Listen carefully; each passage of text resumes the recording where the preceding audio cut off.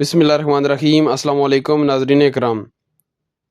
اللہ تعالیٰ قرآن پاک میں فرماتا ہے، اے ایمان والو، روزے جس طرح تم سے پہلے لوگوں پر فرض کیے گئے تھے تم پر بھی فرض کیے گئے ہیں تاکہ تم پرہیزگار بن جاؤ۔ رمضان کا مہینہ وہ ہے جس میں قرآن مجید نازل کیا گیا، جو لوگوں کے لیے سراسر ہدایت ہے، اور اس میں لوگوں کی صحیح رہنمائی کی جاتی ہے اور غلط اور صحیح کو الگ الگ کر دینے والی صاف اور واضح باتیں موجود ہیں۔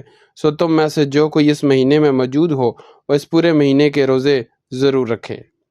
حضرت سلمان فارسی رضی اللہ تعالیٰ عنہ سے روایت ہے کہ ماہ شعبان کی آخری تاریخ کو رسول اکرم صلی اللہ علیہ وآلہ وسلم نے ہم کو ایک خطبہ دیا۔ اس میں آپ صلی اللہ علیہ وآلہ وسلم نے فرمایا، اے لوگو، تم پر ایک عظمت اور برکت والا مہینہ سایہ افغن ہو رہا ہے۔